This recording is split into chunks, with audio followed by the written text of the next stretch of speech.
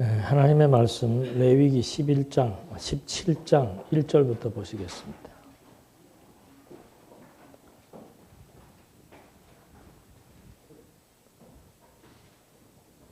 (17장 1절) 여호와께서 모세에게 말씀하셨다. 너는 아론과 그의 아들들과 이스라엘 모든 자손에게 말하여라. 이것은 여호와께서 명령하신 말씀이다. 이스라엘 집에 속한 사람은 누구든지 소나 어린 양이나 염소를 진영 안에서 잡든지 진영 밖에서 잡든지 그것을 회막 문으로 끌고 가서 여호와의 성막 앞에서 여호와께 예물로 드리지 않으면 그 사람에게 피 흘린 죄가 돌아갈 것이며 그가 피를 흘렸으므로 그 사람은 자기 백성 가운데서 끊어질 것이다. 그러므로 이스라엘 자손은 그들이 들에서 잡던 희생 제물들을 회막문 여호와께로 끌어다가 제사장에게 주어 그것들을 화목제물로 여호와께 드리고 제사장은 그 피를 회막문 여호와의 제단 위에 뿌리고 그 기름은 여호와께 향기로운 냄새로 태워야 한다. 그들은 자신들이 음란하게 섬기던 수염소들에게 다시는 희생제물로 제사해서는 안 된다. 이것은 자손 대대로 그들을 위한 영원한 규례이다. 지금 하나님께서 이제 모세에게 이런 그 계명을 주시는 내용들입니다. 그래서 율법을 주셨는데 그 중에서 율법을 주셔서 그 율법의 규례로 말미암아 자기 백성들을 이제 거룩하게 하시는 거죠. 그러니까 구약 때는 항상 우리가 이걸 잘 구별해야 됩니다. 구약 때는 거룩하게 할 때 율법에 의한 규례, 제사지요. 이걸 통해서 거룩하게 했습니다. 그리고 구약의 오전에 말씀드린 대로 구약의 유대교는 반드시 정죄와 사죄의 기능을 백성들에게 하나님께서 직접적으로 다 적용을 하시는 거죠. 그러니까 백성들이 구약 시대 때는 뭐 잘못되면은 뭐 두려워 떨 수밖에. 지금도 보십시오. 바뀌든 아니든 일단 회막 안으로 그 짐승 제물을 가지고 들어와서 피를 흘리게 해야만 너희 백성들의 죄가 용서가 되지. 그렇지 않으면 너희들 그대로 핏값을 너희들이 받아야 된다. 그래서 구약은 그대로 인간에게 이스라엘 백성들에게 바로바로 그 법 적용을 시켜서 정죄하고 사죄한 것입니다. 그래서 유대교보다 그리스도교가 우월한 이유는 이런 내용들은 전부 다 모형이라고 그랬습니다. 무엇에 대한 모형? 실체. 이게 바로 그리스도가 오셔서 율법은 복음에 대한 모형이고 복음은 율법에 대한 실체예요. 그러니까 일반적으로는 율법과 복음이 반대인 줄 아는데 반대가 아니고 그냥 의미적으로는 같은 겁니다. 단지 방법적으로 요건 모형이고 요건 실체인데 내용적과 의미적으로는 같은 거예요. 어떻게 같은가? 구약에서는 짐승의 피로 말미암아 율법의 계명으로 정죄하고 짐승의 피로 말미암아 제사를 드리게 해서 용서해 준 것. 그렇게 해서 자기 백성들을 계속해서 거룩한 백성으로 삼아주셨다면은 왜 그리스도가 모세보다 아론보다 우월한가? 그리스도는 똑같이 당신이 제사를 드립니다. 구약의 제사를 드리되 당신이 그냥 혼자서 영원한 제사를 드리는 거예요. 구약은 효능이 짧습니다만은 그리스도의 제사의 효능은 영원하다. 왜 그런가? 여기는 모형적인 제사로 말미암아 짐승의 피를 드렸지만 여기는 당신의 생명을 드린 거예요. 하나님의 아들 그리스도의 생명을 드려서 그 제사 효능이 영원해진 거예요. 그리고 구약 때는 이스라엘 백성들이 하나님이 직접 정죄하고 용서해 주었다면은 신약 시대 그리스도가 오신 이후로부터는 그리스도가 다 정죄를 받은 거예요. 우리의 죄를 그리스도가 다 과거, 현재, 미래 모든 죄를 그래서 세상죄 지고 가는 어린 양이라고 그러잖아요. 정죄를 시켜서 그를 죽게 한 겁니다. 그리고는 그가 바로 부활하심으로 말미암아 자기 백성들의 죄를 사죄해 주어서 생명을 얻게 하는 거예요. 어떻게? 영원히 죄를 사해 주는 거. 모든 죄를 다 정죄받아서 당신이 다 제사를 드림으로 말미암아 영원히 자기 백성들의 죄를 사해 주고 생명을 얻게 하시는 실체적인 사역을 하나님의 아들 그리스도가 하신 거라 이 말이죠.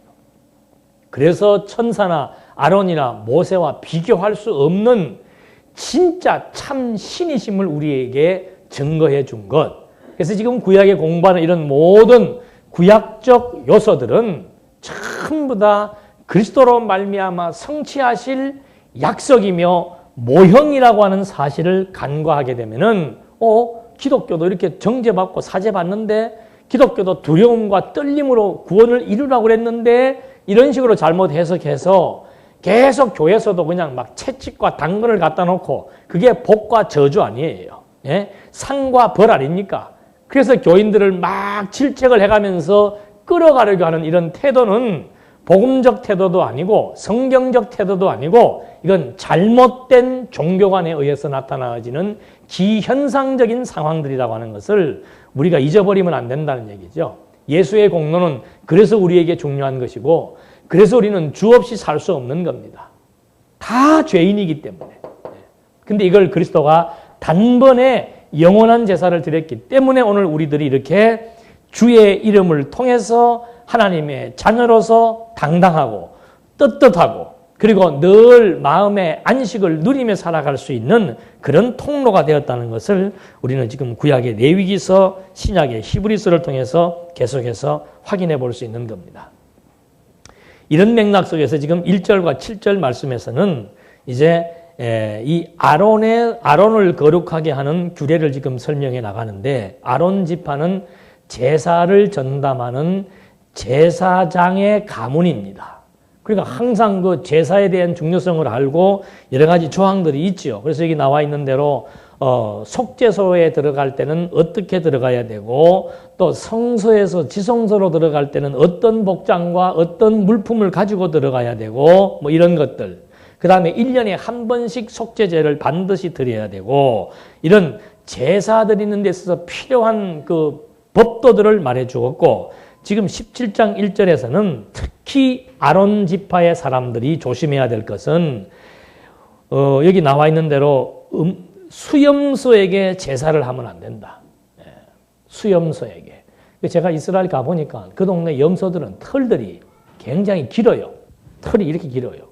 그러니까 막 우리가 생각하는 그런 염소하고는 다르게 굉장히 염소들이 막 털들이 길어가지고 주렁주렁합니다. 근데 여기 지금 수염소에게 제사한다는 말은 뭔가 하면은 유대인들이 애굽에 종살이할 때 이 애굽에서는 염소를 숭배하는 그런 우상 숭배의 형태가 있었습니다.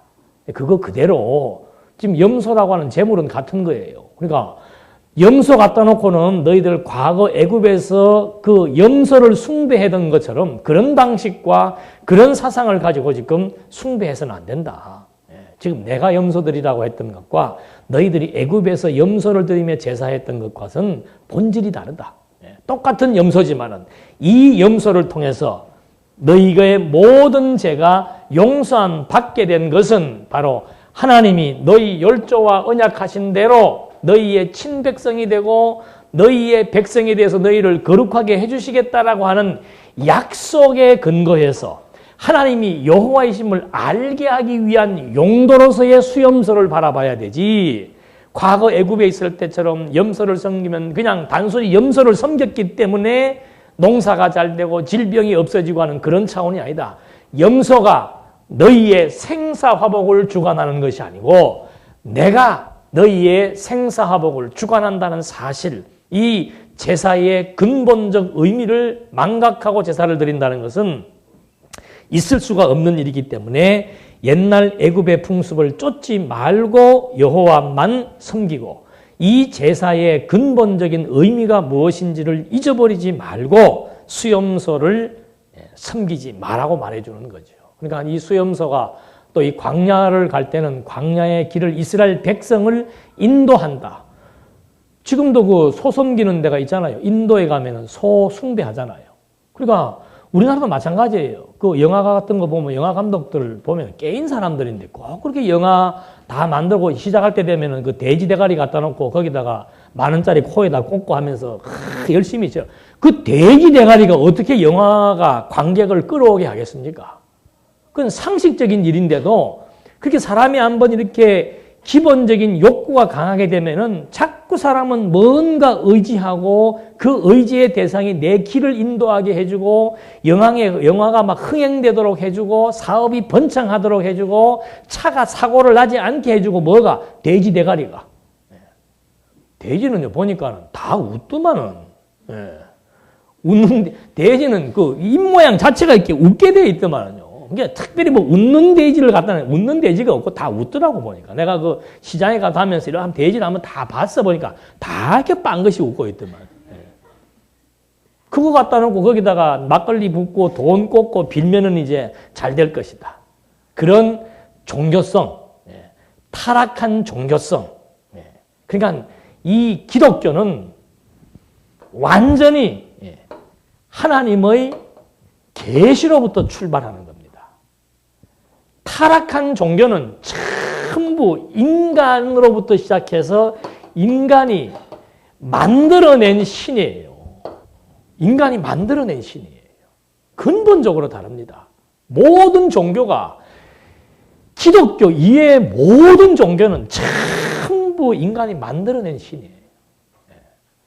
그 어떤 종교도 세계 5대 종교, 3대 종교, 뭐 불교도 누가 창시자입니까? 석가가 창시자 아니에요. 이슬람 누가 창시자예요?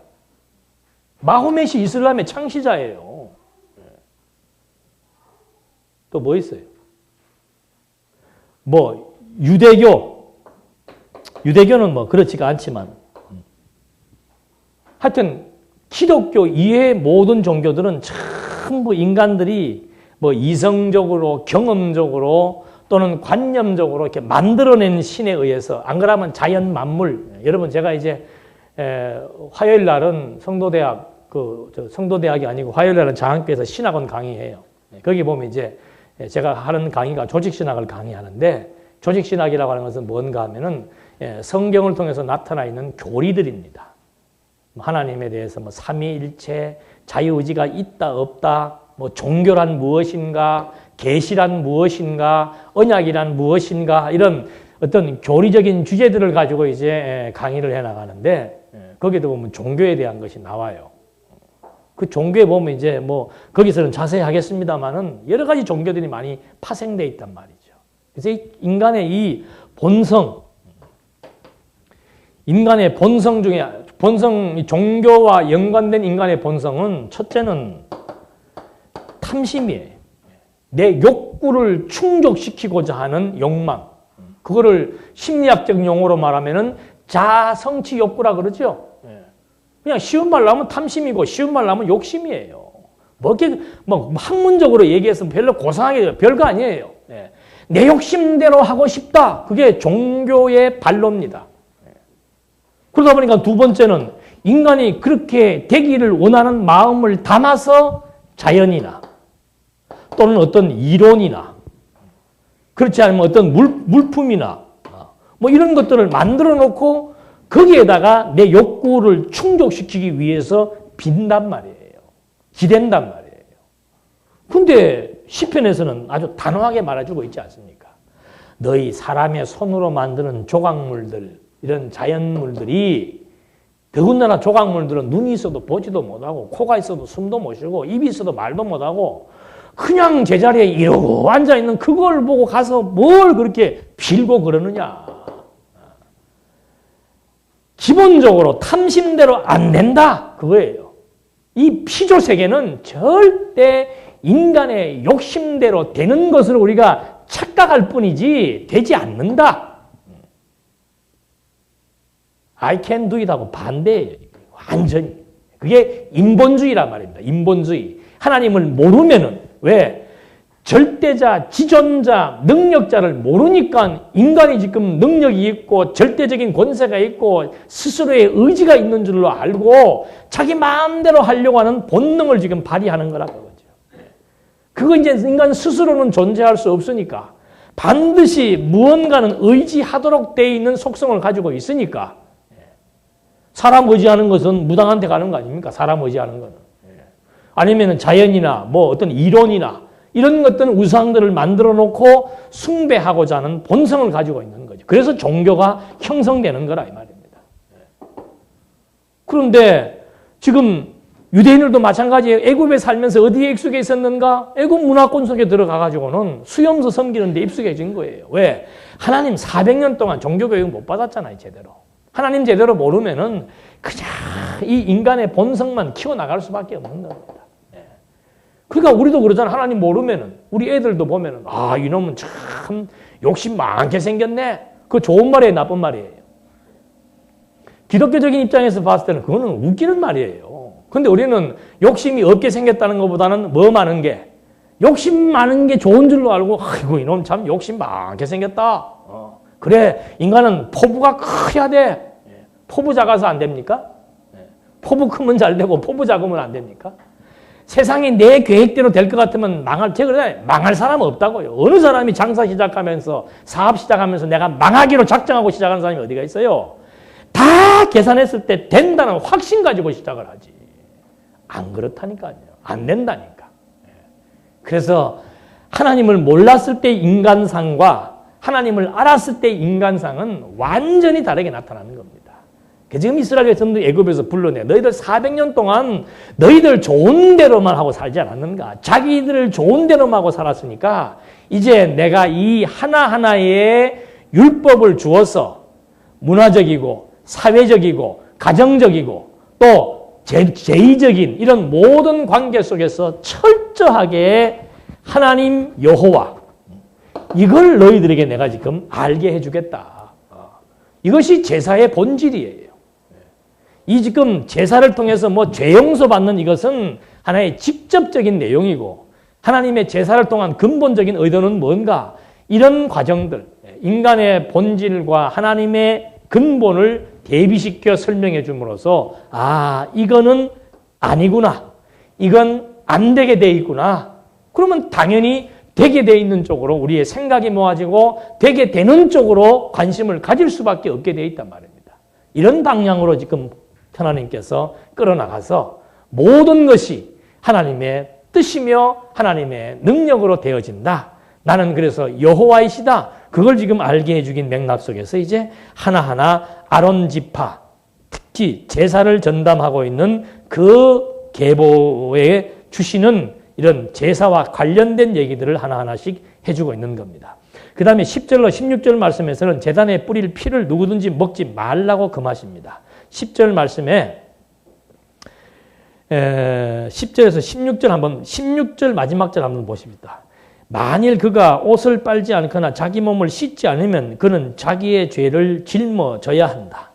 그러니까 이 10절의 말씀에서는 이제 앞에 조금 볼까요? 10절 보니까 이스라엘 집에 속한 사람이나 그들 가운데 거주하는 거류민 중에 어떤 사람이 무슨 피든지 먹으면 내가 그 피를 먹은 사람에게 진노하여 그를 백성 중에서 끊으리니 이는 육체의 생명이 피에 있으므로 내가 그것을 너희에게 주고 제단 위에서 너희 생명을 위하여 속죄하게 하였으니 이는 생명을 속죄하는 것이 피이기 때문이다. 피라고 하는 것은 반드시 피의 용도는 한 가지입니다. 성경에서 말하고 있는 피의 용도는 사죄, 죄 용서안 받기 위한 용도로만 필요한 것. 그 백성들이 죄 용서 받지 못하면 어떻게 됩니까? 죽게 되니까 그 백성들을 살리기 위해서 피를 제단 위에 드리게 함으로써 그 피가 뿌려짐으로 자기 백성들의 생명이 보존되도록 하시는 하나님의 섭리 역사. 그래서 하나님은 생명의 주관자이시고 하나님은 약속대로 자기 백성들의 생명을 보존시켜서 나는 약속을 이루는 여호와라고 하는 사실을 증거하기 위한 방편으로 지금 피를 사용하라고 주었는데 피를 왜 먹어요? 어디에 좋으니까? 똑같은 거예요. 수염소 왜 섬깁니까? 내 욕심대로 될 것 같으니까 수염소 섬기는 것이고 피를 왜 먹는가? 피 먹으면 몸에 좋다라고 하는 자기 몸을 위해서 지금 피를 먹는 어리석은 생각들. 그거 안 된다 이 말이죠. 그러니까 피는 속죄를 통해서 자기 백성들의 죄를 용서해주고 생명을 유지하게 하기 위한 그런 맥락 속에서의 피. 그래서 이 피 먹는 것을 금하고 피는 반드시 육체의 생명에 있기 때문에 그 피를 먹어서도 안 되고 단에 뿌려서 백성들의 죄 용서를 받게 해서 죄값을 지불하게 하기 위한 거. 그래서 그리스도가 뭐 흘린 거예요? 이 죄값을 지불하기 위해서 지난 시간에 했죠. 그리스도가 피 흘렸다라고 하는 사실. 지금 먹어야 되는 피는 딱 한 가지밖에 없어요. 무슨 피? 무슨 피는 먹어도 됩니까? 양장피 또.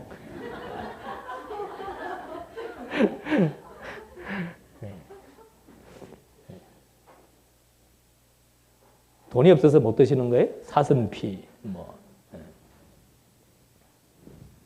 예수님께서 먹을 때마다 뭐 하라고 그랬어요? 이 잔은 뭐예요? 내 피요. 이 떡은 내 살이다. 그러니까 기념하는 거죠. 기념하는 거. 무슨 피 먹어도 되냐, 이게 또 먹는 쪽으로 생각을 하셨는데, 피라고 하는 것은 철저하게 그리스도의 속죄 사역을 통해서 자기 백성들에게 생명을 얻게 하기 위한 이런 의미가 아주 100% 담겨져 있다는 사실만 우리가 정확하게 이해를 하면 되는 겁니다. 그래서 제사라고 하는 것은 구약의 제사도 이거 완전히 이제 죽음에서 생명으로 강을 건너게 해주는 것이 바로 이 피의 제사지요. 그리스도의 제사도 마찬가지입니다. 죽음에서 생명으로 건너게 해주는 그런 그 제사의 의미. 그러니까 구약 때는 이것이 그냥 그들의 문화 속에도 다 담겨져 있는 거예요. 성과 속. 이 제사라고 하는 것이 바로 뭔가 거룩한 것과 부정한 것을 구별시켜주는 것이 제사의 의미지요. 부정하게 됐던 거, 거룩하게 구별시켜주는 겁니다. 제사의 의미는 성속의 문제입니다. 성속의 문제. 부정과 정결, 뭐 죽음과 생명, 절망과 소망. 정죄받으면 절망하잖아요. 그래서 제사를 드림으로 말미암아 소망을 얻게 하죠. 그래서 이런 것들이 이제는 전부 그리스도 안에 있으면 이전 것은 지나갔으니, 과거에 내가 세속적이었던 거, 과거 내가 절망했던 거, 그 다음에 부정했던 거, 사망에 이르렀던 거, 이것으로부터 이제 우리는 완전히 새 사람이 돼버린 거예요. 새로운 생명을 얻고 그리스도의 피로 말미암아 정결케 되어서 이제는 점점점 옛 것을 벗어버리고 새 것을 취하게 되는 그런 이제 변화. 이것이 그리스도의 제사가 우리에게 가져다주는 너무도 아름다운 선물이지요. 그냥 기독교는 참 수지 맞는 겁니다. 여러 가지 면에서 뭐 근본적인 생명의 변화도 있고, 그 다음에 실제로 살면서 우리의 성격도 많이 바뀌죠.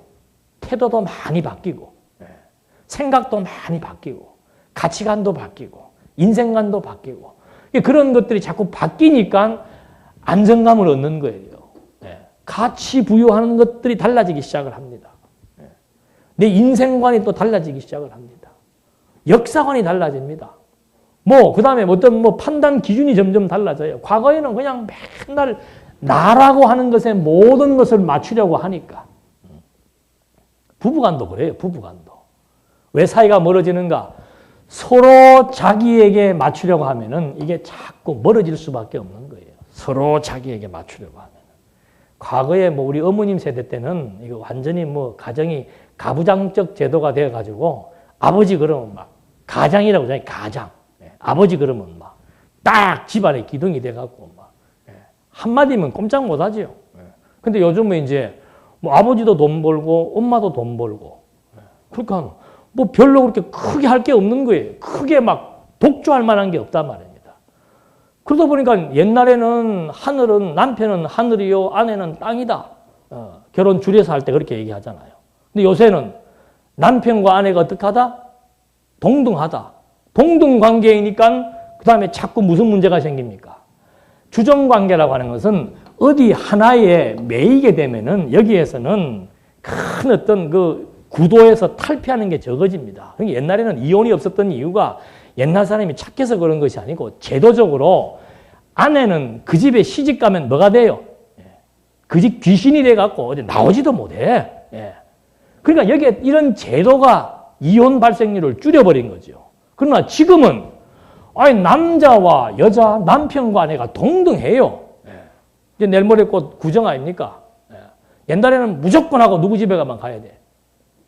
남자 집에만 가야 돼. 근데 요새는 어떻게 해요? 남자 집에 먼저 갈까? 여자 집에 먼저 갈까? 예. 우리 집에 먼저 가야 되나? 너 집에 먼저 가야 돼. 그걸로 싸우기 시작하는 거예요. 서로 동등하니까. 예. 그리고 이제는 무조건 뭐 3일 동안 명절 지내는데 3일 내내 친정에 시댁에만 가 있는 집은 거의 없습니다. 그건 지금으로는 상식 밖의 일이에요. 예. 그러니까 이제 서로 자기 주장이 강하다 보니까 이제 서로 자기에게 맞추려고 하고 자기 주장이 강하다 보니까 이 사이가 자꾸 멀어지는 거죠. 이거 해결 안 납니다. 절대 해결 안 나요. 우리 기독교 가정도 마찬가지예요. 이거 어떻게 해결할 겁니까? 내 남편은 성격이 그래가지고 그러는 마음에는 뭐 짜더라 성격 좋아요? 다 그게 그거예요. 이 사람이 모난 부분이 있으면은 이 사람이 덜 모난 부분이 있는 반에 또 이 사람은 이 사람대로 또 모난 부분이 있는 거예요. 인간이 완벽한 인간이 어디가 있어요? 다 드러내놓고 나면 딱 50보 100보고 조금 덜 참느냐 조금 뭐 참느냐의 문제고 조금 급하냐 조금 느리냐의 문제이고 그 별 차이도 안 나는데 늘 여자들이 좀 당하는 입장이니까 약해서 당하는 입장이니까 큰 여자는 좋은 사람 되고 남자는 악역이 되는 거예요. 그러니까 맨날 남자 고치라고 그러잖아. 그거 어떻게 고쳐져요? 서로 나에게 맞추려고 그러면 죽음 관 속에 들어갈 때까지 이건 갈등 관계가 돼가지고 나이가 들면 들수록 정이 가는 게 아니고 나이가 들면 들수록 뭐가 돼요 이제 뭐 있으나 마나 하는 존재가 돼버리는 거지. 뭐 집에 들어오거나 말거나 뭐 자거나 말거나 뭐 보면 쳐다보고 뭐 쳐다보고 10이나 안 붙으면 다행이지. 뭐. 그러고 살 바에 같이 안 사는 게 낫죠. 나는 왜 사는지 모르겠어. 서로 그렇게 막 무슨 전쟁 치르듯이 살고 집에 들어가서 막 무슨 뭐 건수가 없어서 못 치고 받는 것처럼 그렇게 살 바에 왜 살아요? 자식 때문에? 자식 그 틈에서 상처받는 거 자식 상처받아요. 해결하려고 그러다가 또 이상한 쪽으로 가는구만. 해결하는 방법 다른 것 없습니다. 종교 문제도 마찬가지고 가정 문제도 마찬가지예요. 참 해결점은 구심점이 있습니다. 여기로 생각 맞추고 여기로 생각 맞추면은 맞추는 만큼 이 거리가 어떻게 해요? 점점 좁혀지게 되어 있습니다. 나와 너 사이의 거리감은 절대 우리끼리 좁히려고 그러면 답 없습니다. 그러니까 여러분들 어디 상담 한번 해보십시오. 해결책이 나는가? 그때 얘기하면서 그 순간에 풀어지는 것 뿐이지 그거 해결 안 돼요. 뭐 상담사 찾아가고 뭐 병원에 정신과에서 찾아가고 얘기 다 해보십시오. 그 근본이 바뀌어야 되는데 물론 부분적으로 변화될 수는 있지만은 이게 정말 멋있게 바뀌어서 멋있게 결론이 맺어지려면은 전부 각자가 하나님 앞에서 자기만 하나님 앞에서 생각 정돈하고 마음 정리하고 그 다음에 태도의 변화가 생기면은 이쪽은 볼 거 없다니까요. 이쪽을 누가 주관해요? 하나님이 주관하신단 말이에요. 내가 주관해야 될 것 같으면 나도 바뀌고 누구도 바뀌어야 돼요. 너도 바뀌어라. 그 부부싸움 더 하는 거야 또. 혼자만 정리하면 될 텐데. 나 정리했으니까 니도 해라. 니나 잘해라. 또 그러지 그러면. 안 돼. 그래 갖고. 그래서 여러분 이 말씀을 듣는다는 것은 이게 그냥 진짜 뭐 교회니까 내가 목사가 돼갖고 교회니까 성경 공부하라고 뭐 이러한 차원. 저는 이 맛을 본 사람이에요. 정말 하나님의 말씀이면은 모든 것을 다 변화시킬 수 있고 모든 걸 다 가능하게 만들고 그게 가능해지는 것이 이 역사란 말입니다. 그러니까 뭐 남편의 생각 뜯어 고치고 아내의 태도 뜯어 고치고 그런 어리석은 생각하시면 안 됩니다. 그거 안 돼요. 인간은 자식도 그렇잖아요. 뭐 반대하면 더 한다고 반대하면. 그러니까 하나님 앞에서 자기 정돈하면 그걸로 끝내면 됩니다. 나 정돈하면은 아니 나 정돈되면은 누구 마음 편해요? 내 마음 편하죠. 내 마음이 편한데 편한 마음에서 상대방의 약점을 보고 끌어오르는 게 아니고 그냥 그게 우스워 보인다니까요. 그 다음에 더 높은 단계가 들어가면 도리어 그 약점을 사랑하게도 되고 그게 자기 변화에 있는 것이지. 그래서 말씀 듣고 그냥 자기나 정돈 잘하면서 정말 아내의 태도가 마음에 안 든다? 남편의 태도가 마음에 안 든다? 그러면 말씀 들으면 돼요. 자기 말씀 듣고 자기 마음 편해지면서 이 동네는 누가 책임지신다? 하나님이 알아서 하신다.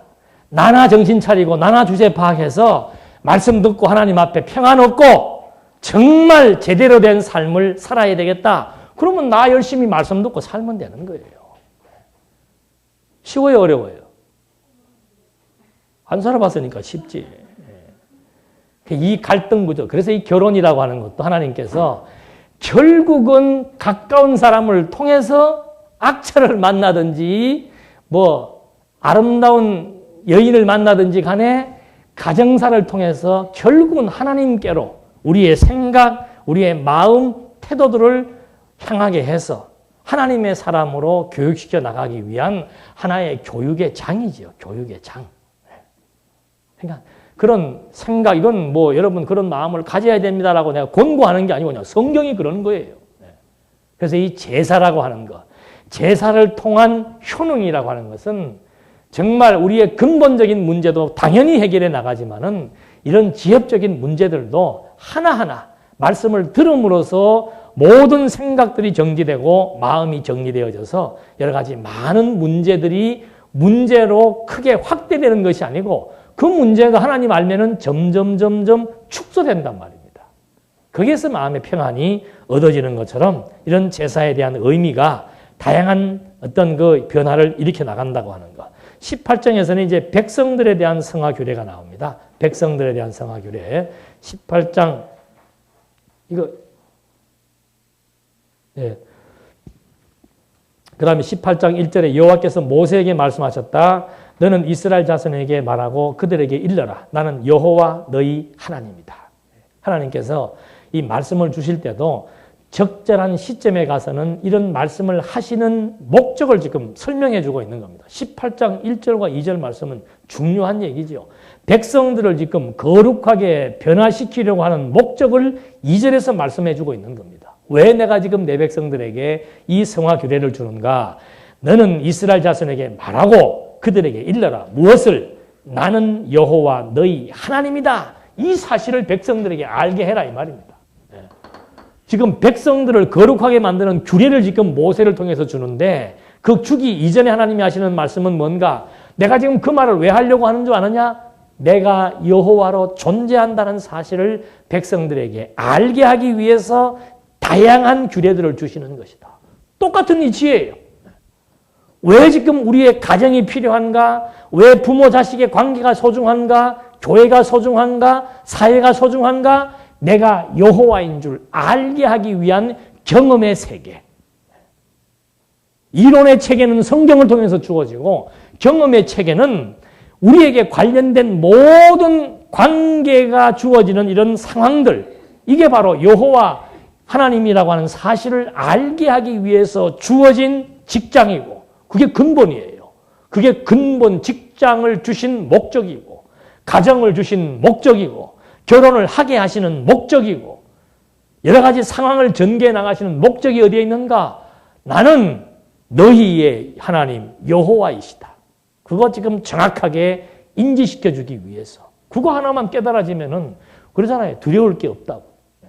두려워할 게 없다고. 뒤에 딱 주인이 있으면은 아버지가 있으면은 아들을 걸어가는 거. 여기 교회에서도 그러잖아요. 아빠 엄마 지난주에 보니까 뭐야 하민이 참 순하더만. 아빠 엄마 없으니까 애가 기가 꺾인 거예요 벌써. 막 울어도 누가 와서 그거 하는 사람도 없고 하도 혼자 울겠는데 내가 가서 잡아주니까 금방 그치더라니까요. 저 엄마 아버지 있으면 어떻게 해요? 해결될 때까지 울잖아. 왜 그러는가? 뒤에 누군가가 있을 때 없을 때 차이가 엄청난 거예요. 그러니까 하나님 제대로 알고 살면은 뭐 직장 생활하고 사회 생활하고 아이고 내 우리 부장 저거 골치 아픈데 뭐 어떻게 뭐 날 되면 뭘 해야 되고 마음에도 없는 거 해야 되고 아이고 이 관계 어떻게 이거 좀 정리를 할까? 저 친구만 없으면 내가 살겠는데 이것만 바뀌면 좋겠는데 걱정할 거 없습니다. 그래서 지금 18장 1절에서 백성들을 거룩하게 하기 위한 규례를 주시는데 제일 목적을 2절에서 말씀하시면서 3절 너희는 너희가 살았던 이집 땅의 풍속대로 하지 말고 내가 너희를 이끌고 가는 가나안 땅의 풍속대로도 하지 말며 그들의 규례를 따르지 마라. 너희는 내 법대로 행하고 내 규례를 지키며 그것들을 따르라. 나는 여호와 너희 하나님이다. 너희는 내 규례와 법들을 지켜라. 사람이 이것을 행하면 그것으로 말미암아 살 것이다. 나는 여호와이다. 그러니까 지금 백성들에게 지금 당부하는 내용이 뭡니까? 과거와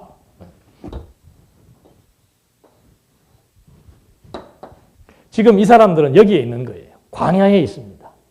과거 애굽에서 살았습니다. 앞으로 어디 갈 거예요? 가나안 갈 거예요. 여기에 딱 현재 위치가 여기입니다. 광야. 하나님이 뭘 교육을 해주는가? 나는 누구이다? 여호와 하나님이시다. 그거 알게 하시는데, 자, 이거 배우기 위해서 너희들 이쪽으로 가서 애굽의 문화에 종속되지 말고 가나안 땅, 앞으로 갈 가나안 땅 문화에도 종속되지 마라. 여러분, 문화와 종교는 직결되어 있습니다. 문화와 종교는.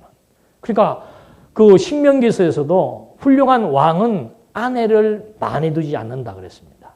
그 아내를 둔다는 것은 다른 나라 여자를 데리고 온다는 것은 그 여자가 올 때 뭘 가지고 오는 겁니까? 그 여자의 문화와 풍습을 가지고 옵니다. 지금 우리나라도 지금 보면은 뭐 다문화 가정들이 많잖아요. 뭐 필리핀, 뭐 저기 동남아 지역, 저 북쪽의 소비에트 지역들 많단 말입니다. 여자가 오면은 자기들이 살고 있던 문화를 가지고 오는 거예요. 거기에는 물론 음식 문화도 있고 여러 가지 다양한 문화가 있지만은 가장 인간들이 바꿀 수 없는 문화가 뭔가? 바로 종교 문화예요. 종교 문화. 그러니까 이슬람 믿는 아내를 얻으면은 남편이 어떻게 바뀌어요? 이슬람화 될 수가 있고, 이슬람 믿는 남편에게 아내가 시집 가면은 이슬람화 될 수 있단 말입니다. 제일 무서운 게 종교입니다, 여러분. 세계 도처에서 앞으로 발생할 것은 지금도 종교 전쟁 아닙니까? 다른 전쟁보다 진짜 무서운 전쟁은 종교 전쟁인 거예요.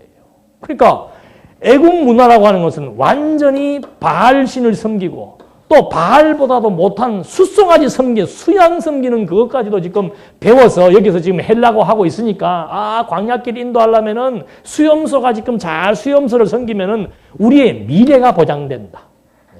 수염소를 섬기면 우리의 미래가 보장된다. 가나안 땅 여기에 섬기는 이 송아지를 잘 섬기면은 금송아지를 섬기면은 농사가 잘 된다. 오늘날 사업 잘 되는 거하고 똑같은 일이에요. 그저께도 보니까 그 개그맨 하나 턱 나온 그 친구 보니까 참 젊은 친구가 그 텔레비에서 그런 거 뭐하러 보여줘요? 지갑에다 빨간 부적 갖고 다니더만. 그 무당이 써준 그 종이에 쓴 그 글이 내 미래를 책임진다고 생각을 하는 거예요. 내가 연예 활동을 잘 할 수 있게 된다. 무엇이? 가슴에 품고 있는 부적이. 똑같은 이치죠. 가나안 땅 가서 소 섬기면은 농사 잘 되게 해주고, 수송아지 섬기면은 광야길 인도 잘 해줄 것이고. 그래서 이런 문화의 단절. 그러니까 진리가 들어오면은 반드시 비진리와 단절되게 되어 있습니다. 하나님을 안다라고 하는 것은 세속과 교회라고 하는 것은 완전히 다른 거예요.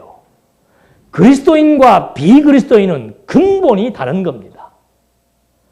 뭐 교회와 세상이 하나가 돼가지고 그냥 다 끌어들여서 잡탕을 만드는 게 아니고 교회와 세상은 근본이 다릅니다.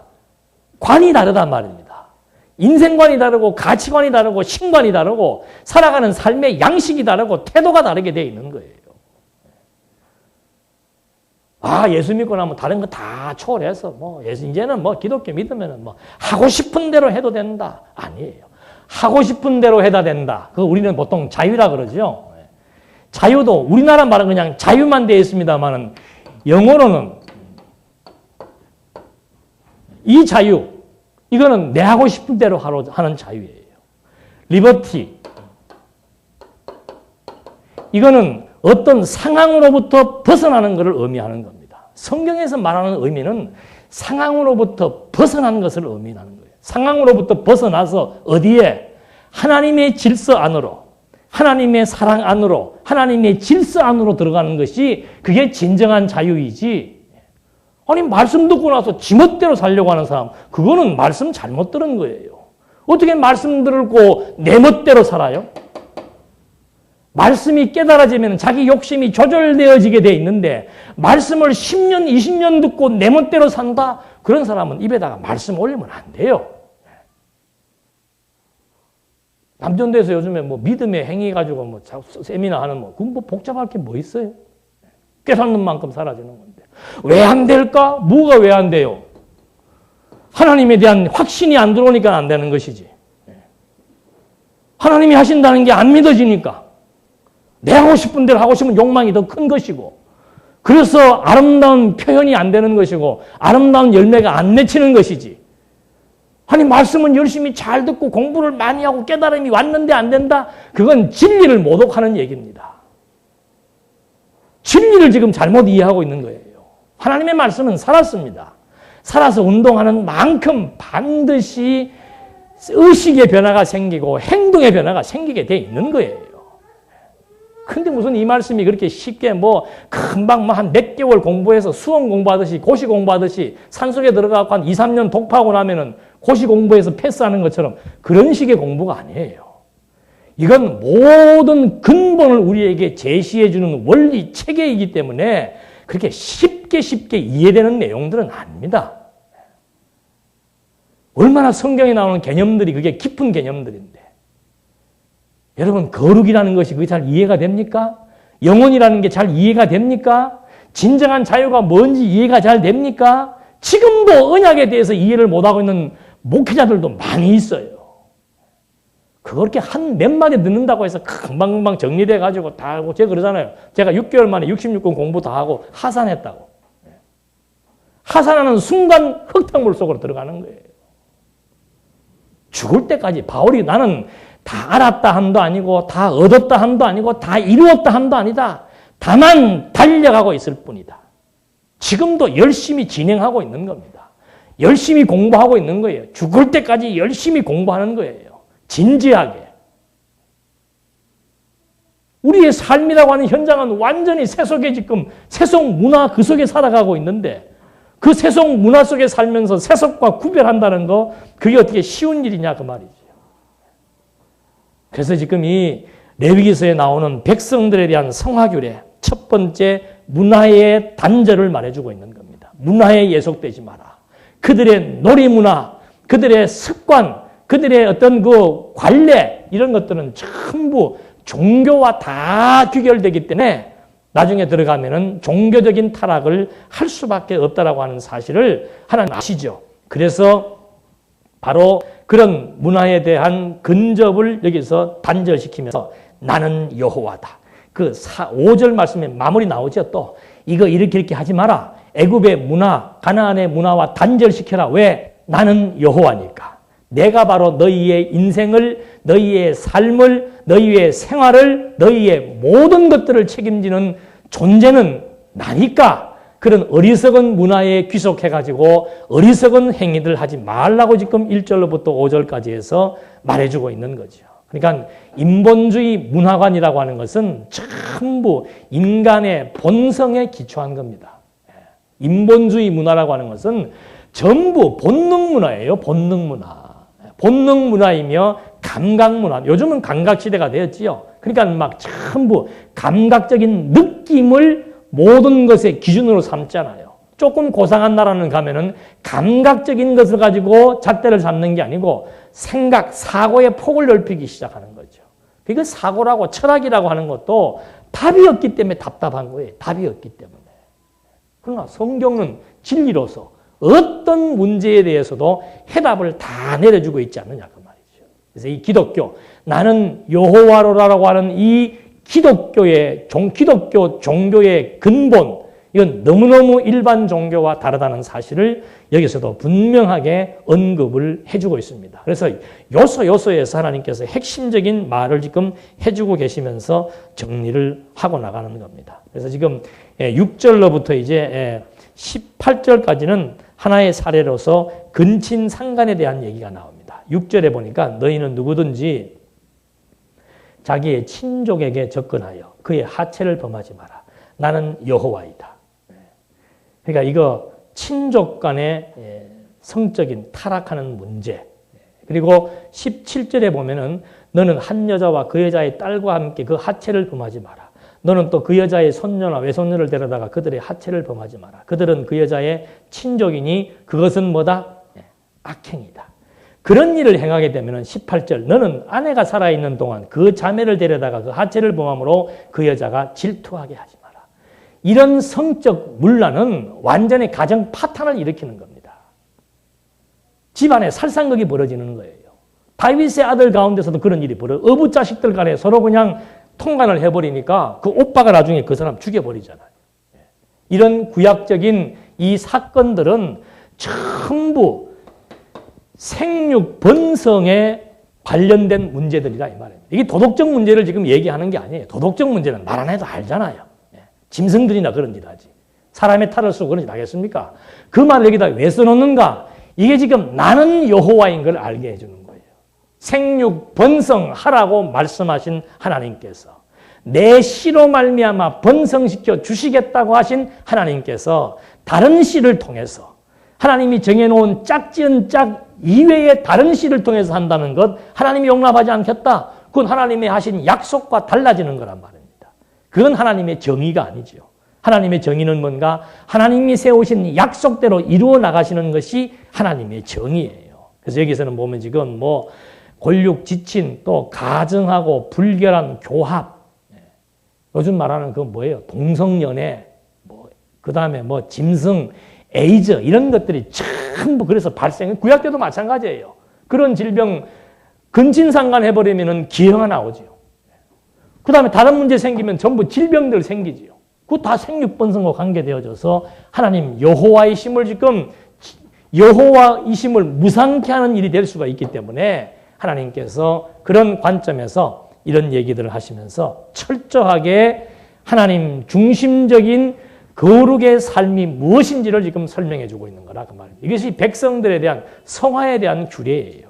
그래서 이 간음, 이 성적 문제, 그래서 예수님은 아예 그냥 뭐라고 단죄해 버리는 겁니까? 마음으로 생각하는 간음, 그것도 구약에서 이런 성적 범죄와 똑같은 것이다. 그 말은 뭐예요? 그리스도 안에서는 구약에서는 그런 범죄 저지르지 않으면은 죄인이 아니었지만은 신약에서는 그런 범죄라고 하는 것이 행동화하지 않더라도 마음으로 음욕만 품어도 이미 똑같은 죄질과 죄가 형성된다는 사실을 그리스도가 설명해 주는 거예요. 그래서 온 세상에 의인은 한 사람도 없다는 사실을 알게 해 주어서 그 죄를 당신이 짊어지고 용서해 주심으로 말미암아 하나님의 친백성들을 거룩하게 구별해서 하나님의 생명의 기운을 힘입어 거룩한 삶을 살아가도록 섭리해 나가실 그리스도의 사건에 대한 하나의 모형이며 약속이 되는 거죠. 구약시대 같으면 이런 사람들은 막 즉사하고 현장에서 걸리면은 사형시키고 했단 말입니다. 그러나 이런 사건들은 각 나라의 법마다 다 틀리잖아요, 이제는. 그건 사회법으로 제재를 받는 거지만은 종교법에 봤을 때는 어느 한 사람도 다 똑같은 정죄함을 받는 죄인임을 알게 해준 다음에 그 죄를 그리스도가 대신 짊어지고 용서해 주심으로써 하나님의 은혜의 역사, 하나님의 새로운 질서, 그 속으로 우리를 집어넣어서 그 질서는 사랑의 질서죠. 그 은혜에 감동시켜서 점진적으로 우리의 구습을 벗어나게 하시는 하나님의 섭리를 여기서 하나하나 말해주려고 하는 겁니다. 이렇게 해서 이제 뭐 이런 성적인 문제를 설명을 해주고 그 다음에는 여러 가지 면에서의 생활 문제가 나오는데 그건 다음 시간에 하도록 하겠습니다. 기도하시겠습니다. 하나님 아버지, 정말 이스라엘 백성들을 통해서 하나님 여호와이심을 알게 하신 것이 이제는 그리스도로 말미암아 더욱더 명료하고 실체적으로 확인된 바 되었습니다. 정말 우리의 삶의 근간은 하나님이 여호와이신 줄 아는 것으로 시작된다는 사실을 또 한 번 확인해 보면서 우리에게 주어진 현상적인 여러 가지 많은 문제들의 요인은 바로 하나님 여호와이심을 아는 것으로부터 해결되며 하나님 여호와이심을 아는 것으로부터 모든 것들이 정리되고 새로워진다는 사실을 또 한 번 확인해 보면서 정말 우리 모두에게 지혜와 총명을 주셔서 하나님 여호와이심을 알고 살아가는데 부족함이 없도록 인도해 주시옵소서. 예수님의 이름으로 기도드립니다. 아멘.